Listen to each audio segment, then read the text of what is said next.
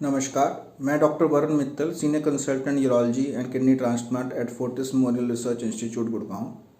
आज मैं आपके साथ एक कॉमन प्रॉब्लम किडनी स्टोन्स के बारे में कुछ इन्फॉर्मेशन शेयर करूंगा। ये प्रॉब्लम बहुत ही कॉमन है और अभी बढ़ते जा रही है। पहले इसका इंसिडेंस कम था बट अभी इंसिडेंस काफ़ी बढ़ गया है। हमारे इंडिया में कम से कम 10 से 12% पॉपुलेशन किडनी स्टोन से इफ़ेक्टेड है। ये स्टोन का प्रॉब्लम मेल्स में, फीमेल में, आदमी औरत दोनों में होता है। बच्चों में, बुज़ुर्गों में, दोनों में होता है। आजकल बच्चों में इंसिडेंस बढ़ते जा रहा है। और सेकेंडली, अगर किसी को एक बार स्टोन हो जाता है, इवन आफ्टर ट्रीटमेंट, उसका इलाज करने के बावजूद भी अगले 5 साल में 50% रिस्क है कि दोबारा हो सकता है। तो इन पॉइंट्स को मद्देनज़र रखते हुए ये बड़ा इम्पॉर्टेंट है कि क्या हम इसको पहली दफ़ा से ही होने से बचा सकते हैं। तो मेरा आंसर है येस। तो आज मैं आपको कुछ बातें बताऊंगा जिस वजह से हम स्टोन का इंसिडेंस को कम कर सकते हैं, या फिर जिसमें एक बार स्टोन हो गया है दोबारा फॉर्म ना हो, उसके लिए भी कुछ उपाय बताएंगे। तो पहले मैं ये बताऊंगा कि स्टोन होता क्यों है।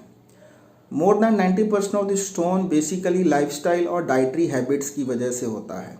आजकल लाइफस्टाइल बहुत ही हेक्टिक हो गया है। टाइम पे खाना खाना, टाइम पे फ्लूइड इनटेक, पानी पीना बहुत कम है।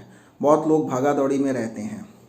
इसी वजह से बच्चों में भी वही वाला लाइफस्टाइल आते जा रहा है और इसलिए स्टोन का फॉर्मेशन बढ़ गया है। सो लाइफस्टाइल बहुत मेजर रिस्क फैक्टर है, जिसमें कि पुअर फ्लूइड इनटेक, सबसे पहले कि पानी की मात्रा बहुत कम लेते हैं लोग। सेकंड है डाइटरी हैबिट्स, क्योंकि आजकल पैक्ड फूड, प्रोसेस्ड फूड्स और ज़्यादा नॉनवेज फूड का चलन चला हुआ है, जो कि इनमें ज़्यादा सॉल्ट रहता है, तेल रहता है, शुगर ज़्यादा रहती है, चॉकलेट फूड रहता है इसमें। तो इन वजह से स्टोन का इंसिडेंस बढ़ गया है। थर्ड है कि ओवरऑल सारे फूड में सॉल्ट इनटेक बहुत ज़्यादा है। ज़्यादा नॉनवेज फूड खा रहे हैं, उसमें ऑयल इनटेक ज़्यादा रहता है, सॉल्ट इनटेक ज़्यादा रहता है। चौथा है हाई कैल्शियम इनटेक। आजकल बहुत चलन चला है बॉडी बिल्डिंग का, तो बहुत लोग, बहुत यंग लड़के लड़कियां जिम जाते हैं, जिसमें आर्टिफिशियल फूड सप्लीमेंट्स लेते हैं, जिसमें हाई प्रोटीन इनटेक रहता है, हाई एनिमल प्रोटीन्स रहते हैं, हाई सॉल्ट इनटेक रहता है, प्रोसेस्ड रहते हैं, शुगर इनटेक ज़्यादा रहती है। उस वजह से स्टोन का इंसिडेंस बढ़ गया है। पांचवा है, जो कि इतना कुछ परसेंट पॉपुलेशन में कॉमन है, जैसे कि हाई कैल्शियम इनटेक। कुछ लोग कैल्शियम सप्लीमेंट्स ज़्यादा लेते हैं, जो कि जिसकी ज़रूरत नहीं होती है, फिर भी वो लेते रहते हैं, तो उसमें स्टोन फॉर्मेशन बढ़ता है। सो डाइटरी हैबिट्स, लाइफस्टाइल जो वेरिएशंस आई हैं, फ्लूइड इनटेक की प्रॉब्लम, सॉल्ट इनटेक की प्रॉब्लम, ज़्यादा ऑयली या non vegetarian food, packed food, processed food खाने की वजह से ये स्टोन का इंसिडेंस बढ़ गया है। तो हम इसको कैसे बचा सकते हैं पहली दफ़ा में, या फिर जिसको हो गया है उसकी ट्रीटमेंट के बाद कि दोबारा ना हो, उसमें कैसे किया जाए। तो सबसे पहले अपन बात करेंगे डाइटरी हैबिट्स की। डाइट में 3 चीज़ें हैं, फ्रूट्स हैं, वेजिटेबल्स हैं और नॉन वेजिटेरियन फूड्स हैं। तो मेरी ये सलाह है कि आप अपना 90% इनटेक फ्रेश फ्रूट्स या वेजिटेबल्स को रखिए, 10% इनटेक नॉन वेजिटेरियन फूड्स को रखिए। फ्रेश फ्रूट्स में बेसिकली ज़्यादा इंपॉर्टेंट है स्टोन के मामले में citrus fruits and fruit juices, like संतरा, मौसम्बी, नींबू। नींबू का सत्र डेली ले सकते हैं, एक संतरा, एक मौसम्बी डेली ले सकते हैं। गर्मियों में मौसम्बी मिलती है, सर्दियों में संतरा या किन्नू मिलता है, तो इसका सेवन करने से स्टोन फॉर्मेशन कम रहता है। सेकेंडली, वेजिटेबल, आपको वेजिटेबल्स जब भी खाने हैं, कुक्ड वेजिटेबल्स लेने हैं। कौन से वेजिटेबल ऐसे हैं जिसमें स्टोन फॉर्मेशन ज़्यादा है, जिसमें हाई ऑक्सलेट कंटेंट है। हाई ऑक्सलेट कंटेंट वाले हैं जैसे कि स्पिनच, पालक, और पत्तेदार सब्जियां जो कि मेथी, बासु, साग, फिर बीट रूट, चुकंदर।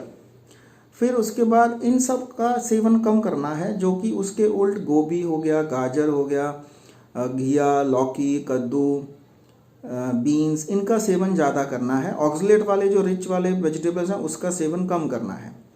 तीसरा आता है ड्राई फ्रूट्स। ड्राई फ्रूट्स में जैसे कि बादाम है, काजू है, इनमें ऑक्सलेट कंटेंट ज़्यादा है, तो इनमें स्टोन फॉर्मेशन ज़्यादा होती है, अखरोट से कम रहती है।